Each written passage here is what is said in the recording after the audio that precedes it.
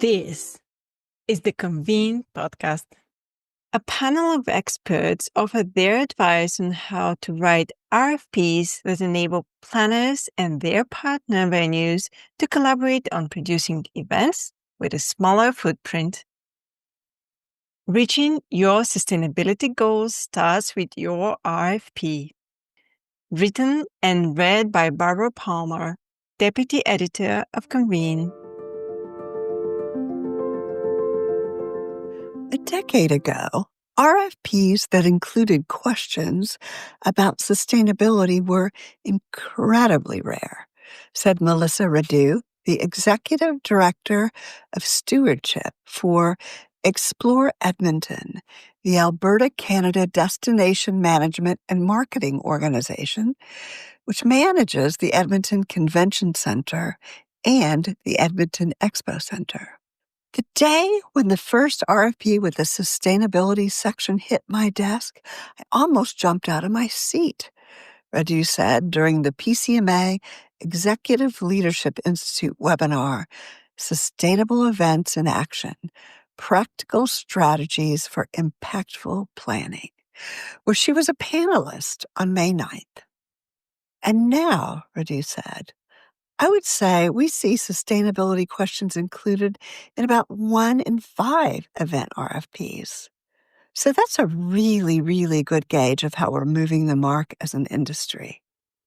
Joining Radu on the panel were Virginie Duvicher, Executive Director of Business Events for Destination Canada, and Belinda Hansen, CMP DES, Senior Director of Operations and Programs for the International Society of Computational Biology, or ISCB. The conversation during the webinar, which was moderated by Marley Finnegan, founder of Purpose Sustainability Strategy and Purpose Net Zero, often turn to how planners can skillfully use RFPs to set and meet sustainability goals and successfully collaborate with venues. RFPs are a first step in setting the foundation for a strong event sustainability action plan, Radu told Convene in a follow-up email. They also are about setting expectations and understanding a venue's reporting capabilities, which can help planners and organizations understand how they are performing related to their sustainability goals, she said. And most importantly, they help define roles. What's important can vary from group to group, Hansen said in the webinar. But whatever your priorities are, she said, make sure you're laying it out. What's important to you from a sustainability standpoint, and then break that down into sections, location, venue, F&B, she said. Break it down so that it's really easy to decipher what you want and what the destination has to offer, and how you can collaborate to make it all come together. Asking for what you want and being really clear about what you would like the facility to do at the RFP stage is really helpful, Radu said. From the venue standpoint, asking early makes it much easier for us. Energy makes up about 80% of the total carbon footprint of Explore Edmonton's facilities, where carbon emissions have been reduced by 42% since 2018, Radu said. So slashing energy use and practicing energy conservation from a venue standpoint is critically important. It's also important to ask in your RFP if a facility has an energy management program, as well as a carbon emissions reduction plan, Radu said. Research shows that somewhere between 16 to 20% of the energy use in a facility is a direct result of behavior. And things like powering off lights and equipment when not in use, she said. So ask, she said, about energy-saving measures like LED lights, motion sensors for lighting, and things like dimming the lights during load in and load out. For ISCB, it's all about carbon emissions, Hansen said. So we look at the venue itself. Are they LEED certified? We ask about public transportation. Where's the airport in conjunction with the venue? Is there public transportation? How far are the hotels? Can people walk so we don't have to have additional transportation?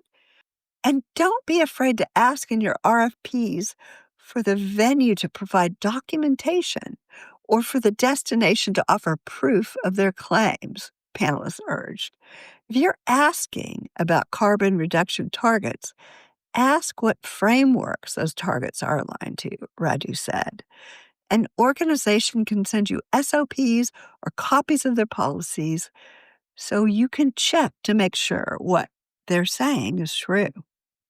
One of the most important things to address, Reggie said, is how to communicate about recycling and composting on site. International events bring people together from all over the world, from places where waste sorting happens a little bit differently, she added. What's recyclable changes all over the world and in different jurisdictions. You need to ask what can go into each compost or recycling stream in the destination and in the facility where your event is being held. At the Edmonton facilities, public-facing waste receptacles have been redesigned to include visual as well as written labels to help users who may not speak English as a first language, Bridget said. The images and information are supplied to event organizers in advance so that they can go into an exhibitor pack. They can go into a social media post or pre-event communication. The more that a venue or destination provides that kind of ready-to-use information that just shoots me the slides, the more it means that her team doesn't have to find the extra bandwidth to create it themselves, said Hansen. She recalled putting out a baby fire at an event after she noticed complaints about food waste at lunch on social media. She'd forgotten to include a slide explaining that the food was being served on compostable plates as part of a composting program at the facility, she said. We always put the slides up, or so we think. Sometimes you get 80% there and then you just forget. But seeing your plan from the starting point all the way through to boots on the ground and production and how it affects the venue, yourself, and all of your attendees is super important. One set of questions that planners can add to RFPs focuses on a facility's procurement practices and the guidelines that they follow for materials that are brought into the facility, Radu said. Events can be very, very material intensive, she said. Far too often, we don't think about the full life cycle of the materials that we use, not just where it came from, but also where it's going when we're done using it. On the planner side, I'd say make an event procurement plan and share it with everybody. Everybody who's in your event supply chain, not just the facility, but your exhibitors, your suppliers, your on-site support, everyone. And do that early, you said. One of Hansen's favorite things to do is to ask the venues and CVBs to supply her with a list of local vendors. A lot of associations are locked into AV contracts for multiple years, where companies are trucking or flying in equipment across the globe, she said. But you have to look at that too when you're talking about the cost. It's not just the cost of working with XYZ vendor, it's also about what that carbon footprint costs as well.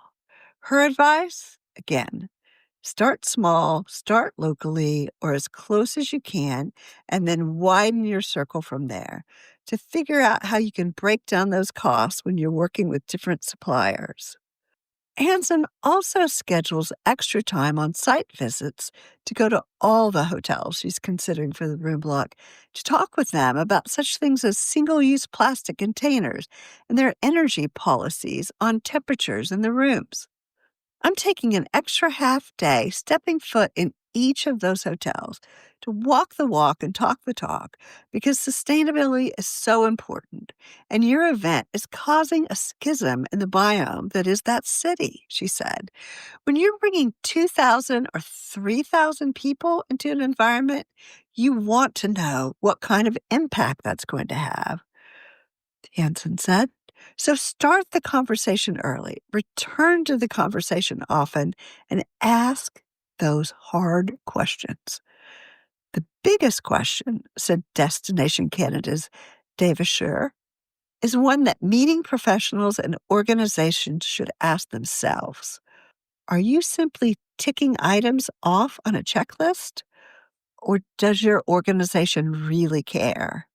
And is sustainability going to influence decisions? Remember to subscribe to the Convene podcast on your favorite listening platform to stay updated with our latest episodes. For further industry insights from the Convene team, head over to pcma.org/convene. My name is Maggie. Stay inspired, keep inspiring, and until next time.